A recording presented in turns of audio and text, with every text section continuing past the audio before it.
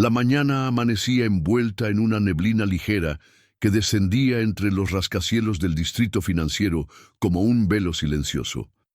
Los edificios espejados reflejaban la luz pálida del amanecer, y las calles, todavía medio vacías, parecían guardar un secreto. El edificio de Harrington & Co., con sus muros de vidrio y acero, se alzaba como un gigante orgulloso, dominando la avenida principal. En su fachada el logotipo metálico brillaba con un resplandor frío, como si estuviera cincelado sobre el mismo cielo gris.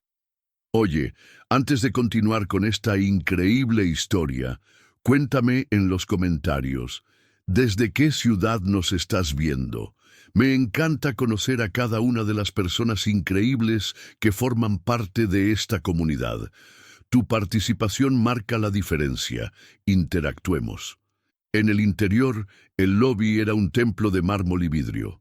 El eco de los tacones y el murmullo de conversaciones se mezclaban con el zumbido constante del sistema de ventilación.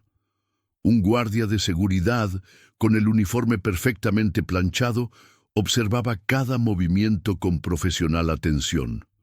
Las recepcionistas, con sonrisas medidas y gestos precisos, saludaban a los ejecutivos que entraban y salían con prisa. A las 7:12 de la mañana, David Okoro cruzó las puertas. Alto, elegante, su piel negra contrastaba con el traje oscuro perfectamente entallado.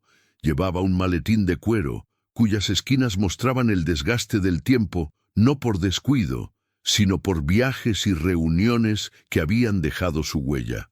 Sus zapatos brillaban sin ostentación, y en sus ojos había una calma tan firme que parecía imperturbable. David no era un hombre que pasara desapercibido. Su porte transmitía una autoridad silenciosa, de esas que no necesitan imponerse con palabras. Caminaba con paso medido, como si cada baldosa del suelo fuera conocida para él. No trabajaba en Harrington & Co., pero se movía como si cada centímetro de ese lobby le perteneciera. En la zona de espera, un joven de 20 años se levantó apresuradamente de su asiento. Julián, pasante en la empresa, lo había estado esperando con una mezcla de ansiedad y admiración. «Señor Okoro», dijo casi en un susurro, «gracias por venir. Tal vez no debí invitarlo, pero algo me dice que hoy será un día diferente». David esbozó una leve sonrisa y le respondió con voz baja y segura, «Respira, Julián. Caminemos». Se dirigieron al ascensor. El guardia los observó de reojo, pero no dijo nada.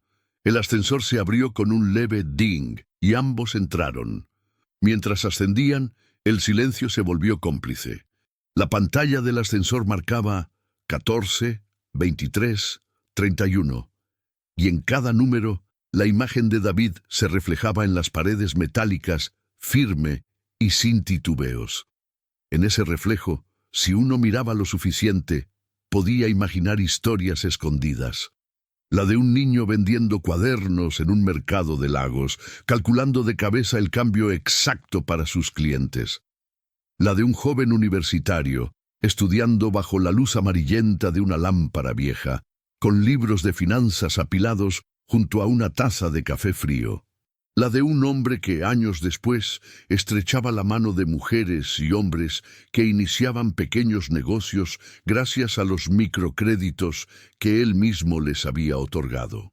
Ninguna de esas historias se veía a simple vista, pero estaban ahí, silenciosas, en la forma en que David respiraba y miraba el mundo.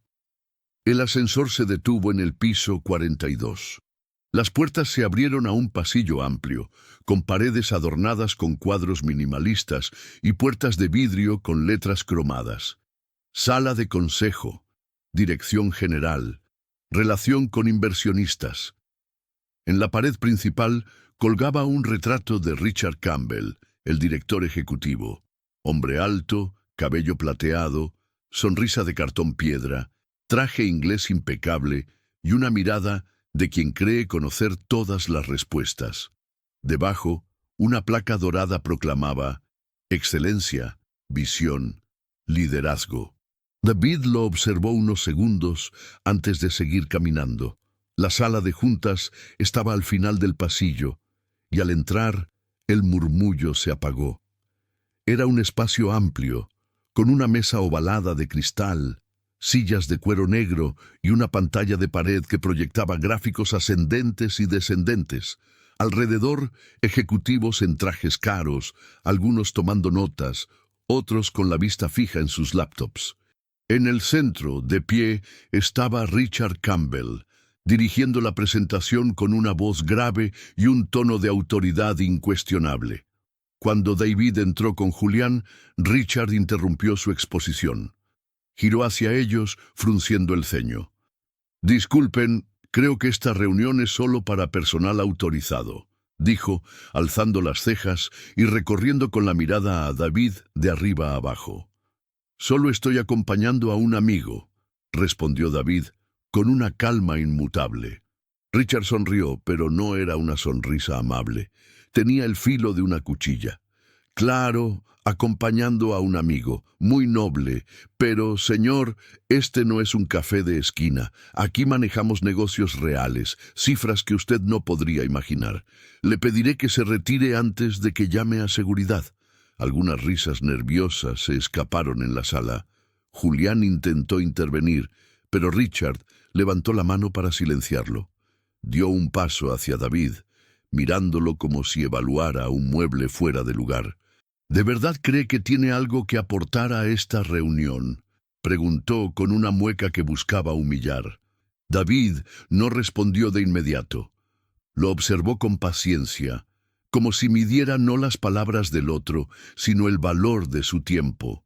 Luego, con un gesto pausado, colocó su maletín sobre la mesa y lo abrió. Sacó un sobre lacrado, grueso, y lo empujó suavemente hacia el centro de la mesa. Richard lo tomó con una mezcla de curiosidad y desdén. Rompió el sello y, al leer el contenido, el color comenzó a abandonar su rostro. No eran papeles cualquiera, eran documentos oficiales, con el membrete de un banco de inversión internacional. La transacción estaba sellada, firmada y fechada esa misma mañana. La compra del 100% de las acciones de Harrington & Co. a nombre de David Okoro.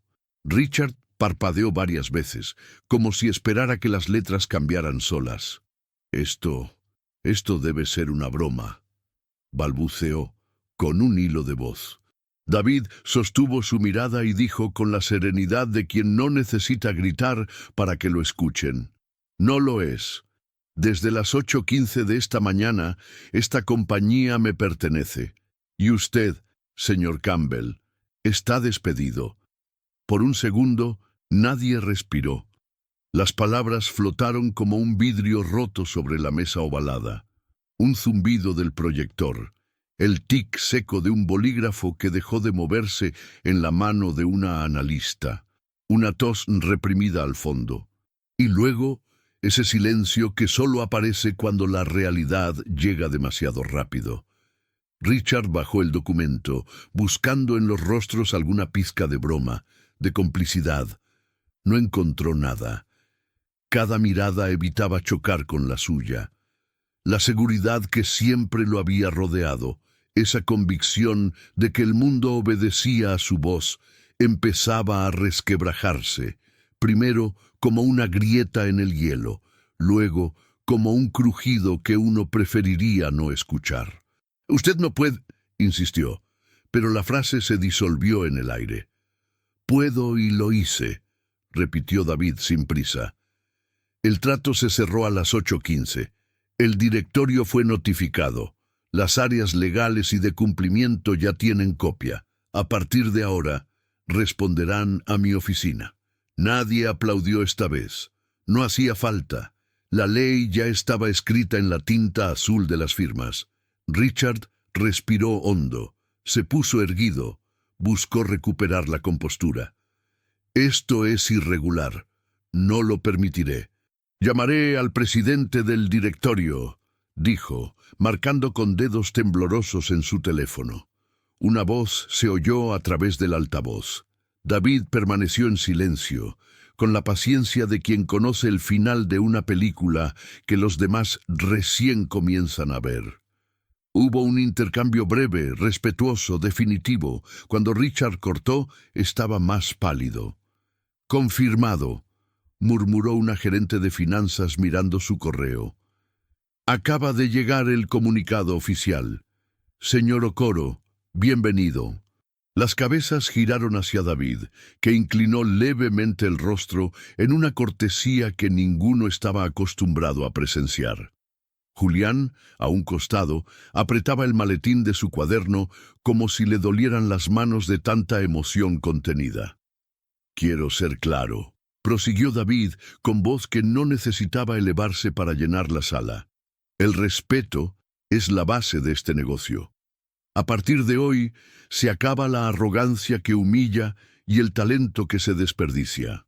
Trabajaremos con datos, con decencia y con visión, y eso empieza ahora».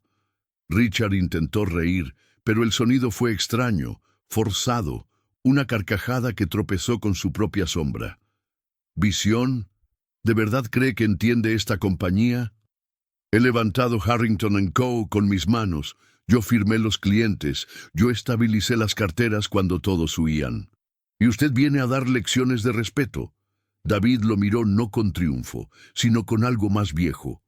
Una paciencia aprendida en mercados abiertos, en aulas con ventiladores que zumban, en oficinas pequeñas donde la esperanza cabe en una taza de té compartida. «Conozco lo que se construye con soberbia», dijo. «Dura hasta que alguien sopla y el polvo revela lo que hay debajo. No he venido a dar lecciones. He venido a responder con hechos». Se volvió hacia el resto. «Continuemos la reunión. Quiero escuchar los resultados. Luego decidiré los próximos pasos». Un murmullo de alivio corrió como una corriente por la mesa. La directora de operaciones, una mujer de mirada precisa, tomó la palabra. La pantalla volvió a la vida con gráficos. Cada punto, cada línea, parecía más nítido que antes. David escuchó con el cuerpo entero, hacía preguntas concisas, no para exhibirse, sino para entender. Tomaba notas con una letra sobria que no dejaba rastro de prisa. Mientras la directora hablaba de flujos y márgenes, un flash remoto cruzó la memoria de David. Una mano pequeña contando billetes arrugados bajo el toldo de un puesto de cuadernos. Era de mañana, como ahora. El mercado de Lagos abría con su coro habitual de pregones y motores. Un hombre encorvado pedía fiado para la escuela de su hija. La madre de David, con un pañuelo azul anudado en la nuca, decía que sí, que volviera el sábado. «Si puedes ayudar a alguien a empezar el camino, ya estás más lejos que muchos», le había susurrado al niño. Años después, aquellas palabras seguían siendo el norte que lo guiaba incluso en salas como esta, donde el aire condicionaba no solo el clima, sino el ánimo de los hombres. El informe terminó. Una pausa. Nadie se atrevió a moverse. David asintió. «Bien, hay avances. También hay fugas. Lo primero que haremos será limpiar las tuberías que no se ven. Contabilidad creativa, gastos inflados, comisiones que no aparecen pero se cobran. No vine a cortar por cortar, vine a alinear, y alinear no es despedir a los de abajo para salvar los bonos de los de arriba». Una analista joven, con ojeras de quien ha pasado demasiadas noches arreglando errores ajenos, levantó la mano con timidez. «Señor Okoro, ¿qué quiere decir con alinear?» «Que el mérito vuelve al centro», respondió. «Que un pasante con buenas ideas no será callado. Que la ética no se renegocia. Que los clientes no son trofeos, son personas confiando su futuro. Lo que hagamos aquí tiene que honrar esa confianza». Richard dio un golpe seco en la mesa, cansado de la serenidad de su contrario. Palabras hermosas, y sin embargo, los mercados no premian la poesía, premian la rentabilidad. «Claro», dijo David. «Por eso compré la compañía». Hubo un silencio, esta vez no de sorpresa, sino de aceptación. La frase, suave, tenía el peso del hierro. Richard recogió sus papeles con manos que buscaban parecer firmes. Con su permiso, tengo una oficina que limpiar. No la necesitará, dijo David sin dureza. Recursos Humanos le ayudará con el proceso. El acceso a sistemas ya fue revocado por cumplimiento. Podrá retirar sus pertenencias personales bajo supervisión hoy. Richard lo miró con un odio viejo, el que solo nace cuando la humillación se vuelve espejo. No respondió. Salió de la sala con pasos demasiado controlados para no delatar que tenía prisa. El cierre de la puerta pareció sellar otra época. David respiró hondo, no por cansancio, sino para afianzar el momento. Se volvió hacia Julián, que había permanecido de pie, como quien teme que al sentarse rompa un hechizo. «Julián, acompáñame», dijo. «Quiero ver el piso, luego hablaremos con el equipo». Salieron al pasillo. Las fotografías de campañas, de cierres de año, de apretones de manos con políticos y estrellas del deporte parecían de repente ajenas, como cuadros de una casa abandonada. En una esquina, dos asistentes cuchicheaban. Al ver a David, enderezaron la espalda. Él no buscaba inspirar miedo, buscaba traer aire. A veces, para respirar, hay que abrir ventanas que han estado selladas por demasiado tiempo. Entraron a una oficina con vistas a la ciudad.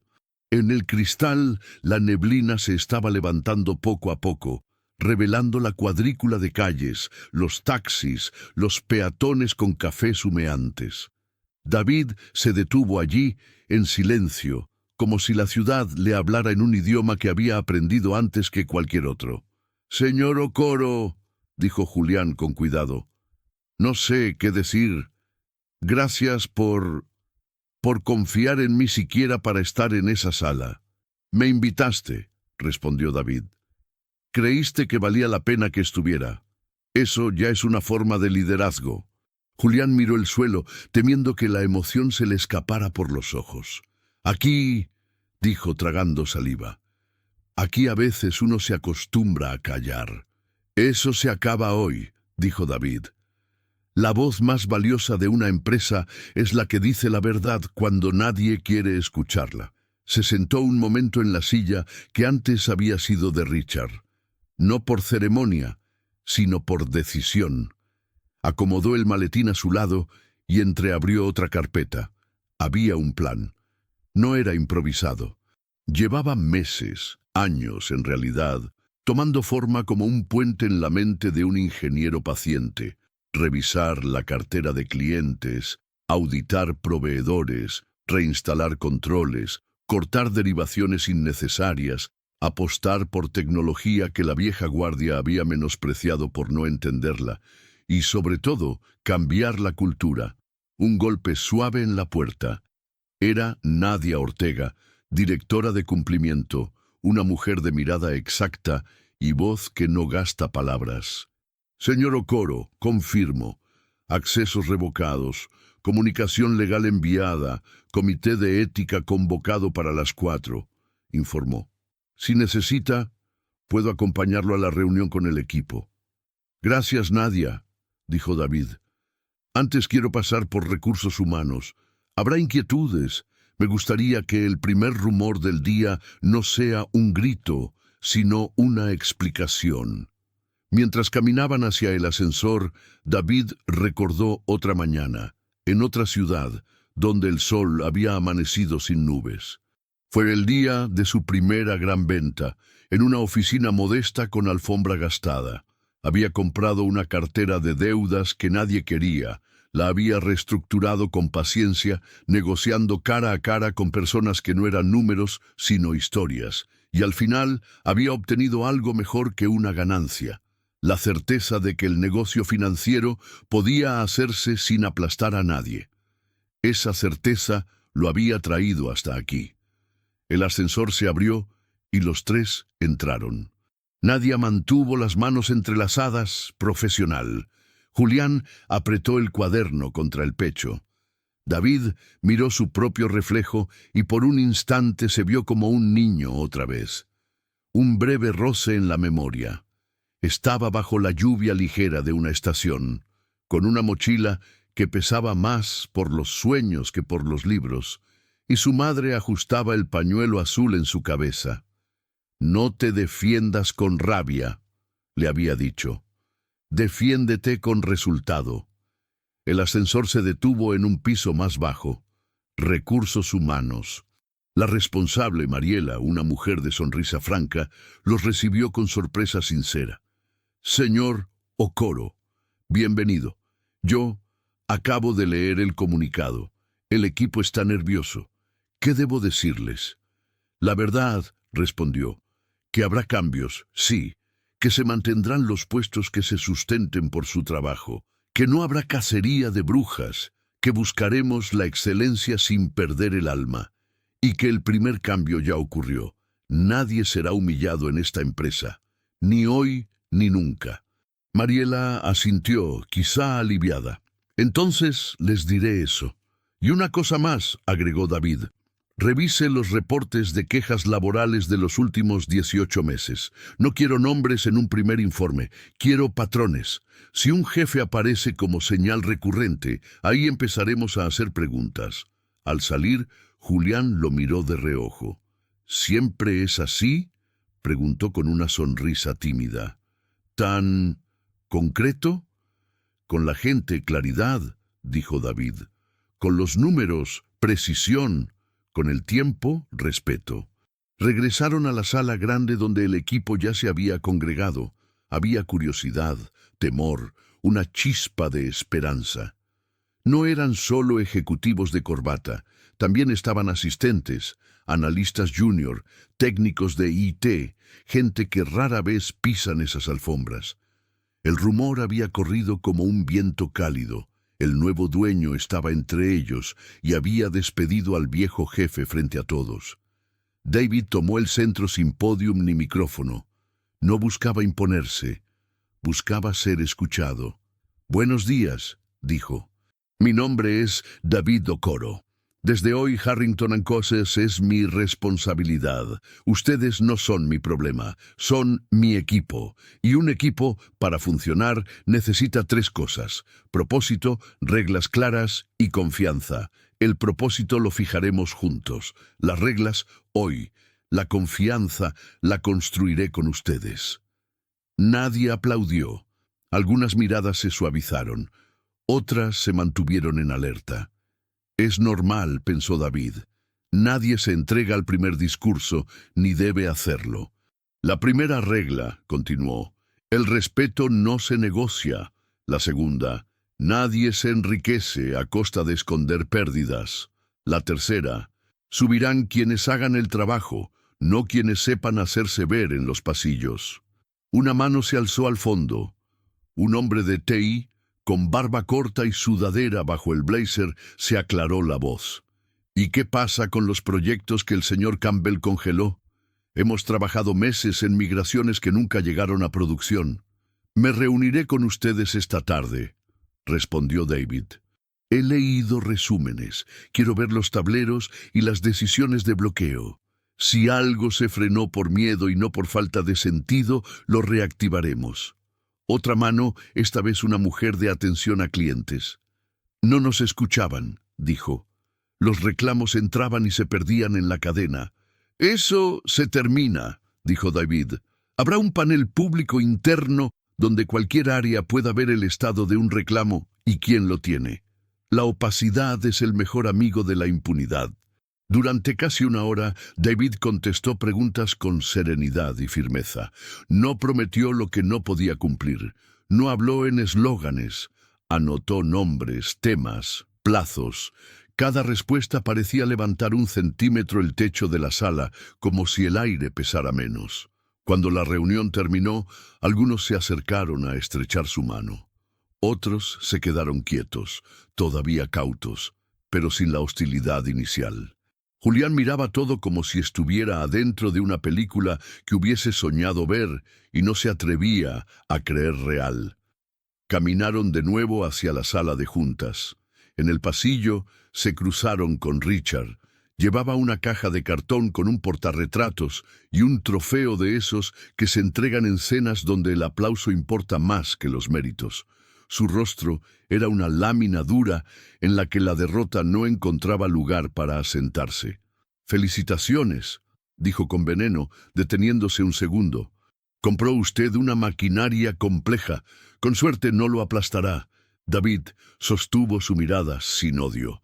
«La maquinaria que aplasta suele estar mal diseñada», respondió, «o mal conducida». «Buen día, señor Campbell». Richard apretó los labios, como si una palabra mal elegida pudiera costarle la poca dignidad que aún sostenía. Siguió de largo sin responder. En la sala, Nadia esperaba con un dossier. «He aquí los agujeros invisibles. Gastos repetidos sin justificación, consultorías duplicadas, contratos con proveedores vinculados a...» Miró a David segura de que entendería. Ya pidió el comité. David pasó las hojas con una rapidez tranquila. No había sorpresa, solo confirmación. «Bien», dijo. «Empezaremos por aquí. Nadie caerá por chisme. Todos responderán por hechos». Se acercó a la ventana otra vez. La neblina había cedido. Los edificios mostraban sus aristas con una claridad nueva. En la calle, una mujer cruzaba con un niño de la mano y una bolsa de pan caliente. David sintió por un instante el olor de la mañana de su infancia. Pan recién hecho, lluvia fina, voces que regatean el precio de un cuaderno. La memoria no era un ancla que pesara, era una brújula. «Julián», dijo volviéndose, «quiero que estés en la reunión de esta tarde. Toma notas. Pregúntame lo que creas que nadie se atrevería a preguntar». «¿Yo?», titubeó el pasante. «Tú», confirmó David. «Hoy aprendiste algo importante. A veces, la puerta que parece más grande se abre con una pregunta pequeña».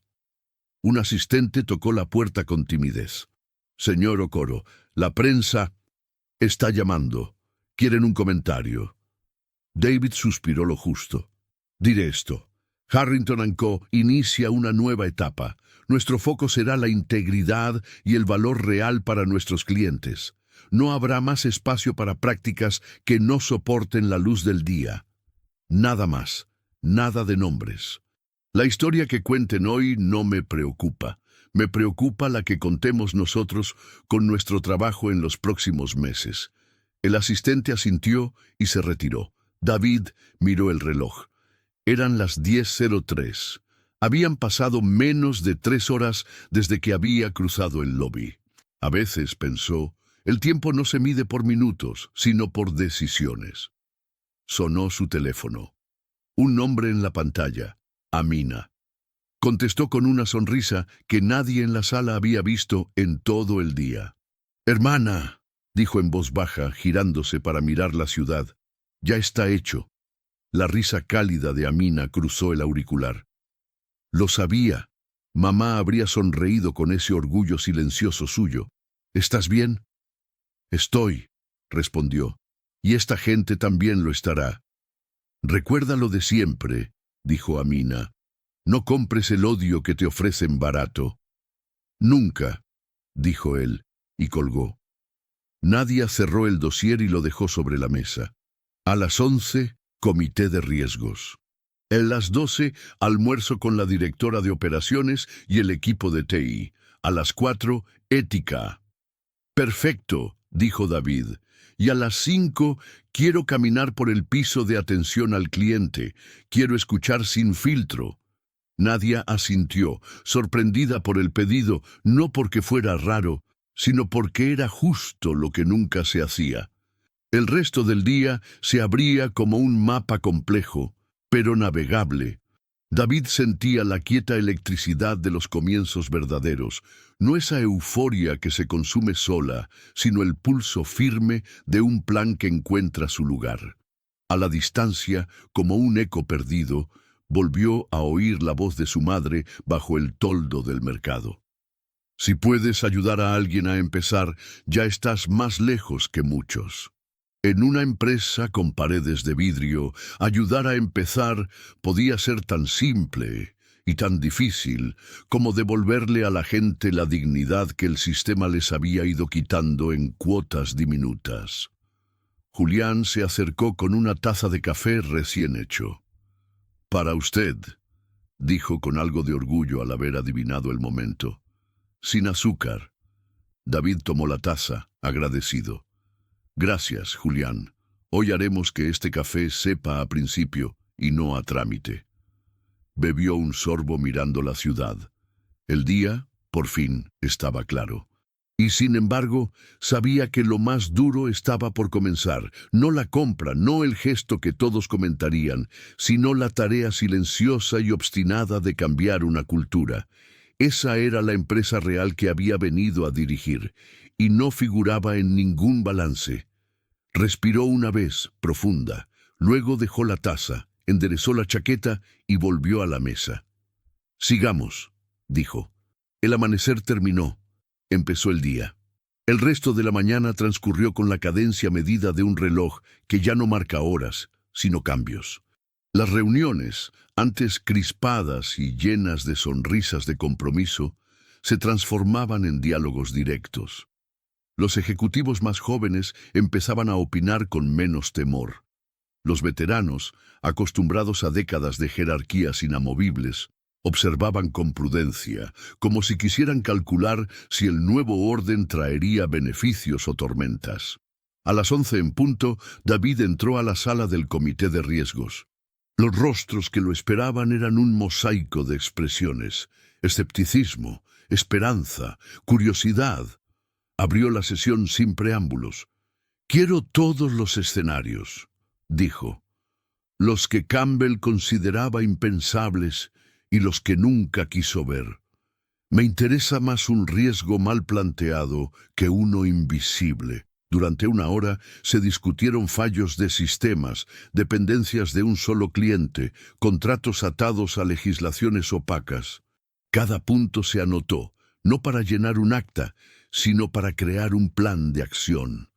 Al terminar, David se puso de pie y estrechó la mano de cada miembro. No estaba haciendo gestos teatrales, simplemente entendía que la confianza empieza con el respeto básico de mirar a la gente a los ojos. Al mediodía, el almuerzo con la directora de operaciones y el equipo de TI se llevó a cabo en una sala sencilla, sin mantel blanco ni copas de cristal. David había pedido que fuera así. Comieron ensaladas y sándwiches mientras discutían la migración de sistemas que llevaba un año bloqueada. «La tecnología que no avanza se convierte en deuda», dijo David. «La deuda en lastre y el lastre en hundimiento. Lo reactivamos desde hoy». Uno de los ingenieros, un hombre de pocas palabras, levantó la vista del plato. «Nadie había dicho eso aquí», murmuró. «Gracias por escucharnos». A las 4, en la reunión del comité de ética, los casos archivados empezaron a ver la luz. Había denuncias de acoso, contratos otorgados a empresas vinculadas a familiares de altos cargos, maniobras para inflar cifras trimestrales. David escuchó cada relato, pidió pruebas y estableció un plazo. En 2 semanas, las investigaciones debían estar concluidas y las sanciones aplicadas sin importar el cargo del implicado. «No vamos a hacer noticia por lo que escondemos, sino por lo que arreglamos», dijo. Mientras tanto, Richard Campbell estaba en su casa, una residencia de ventanales amplios y paredes cubiertas de arte caro. Había dejado la caja de cartón sobre el suelo del salón y se había servido un whisky doble. Miraba por la ventana como si el horizonte pudiera devolverle lo que había perdido. El teléfono sonaba una y otra vez. Periodistas, viejos conocidos, socios que querían entender lo ocurrido. No contestaba. La humillación no era solo perder el puesto, sino la forma en que había sucedido, frente a todos, con pruebas en la mano, sin posibilidad de contraataque. En la televisión, un noticiero reproducía imágenes de archivo de Richard, cortando cintas inaugurales y estrechando manos en cenas de gala. El titular, en letras rojas, decía: Cambio sorpresivo en la cúpula de Harrington & Co. No se mencionaba aún el nombre de David. Él había pedido que no lo hicieran. La noticia no soy yo, había dicho a Nadia. Es la empresa que va a cambiar. De vuelta en la torre de vidrio, David cumplió su última actividad del día: caminar por el piso de atención al cliente. Los rostros sorprendidos se multiplicaban a medida que avanzaba entre escritorios y cubículos. Saludaba por nombre cuando podía, preguntaba por procesos, escuchaba quejas sin prometer imposibles. A una operadora que relató cómo había perdido una cuenta importante porque el sistema se caía cada semana, le dijo: envíeme un correo con fechas, horas y capturas. Si alguien le dice que no, me escribe otra vez. Antes de irse, se detuvo frente al ventanal principal.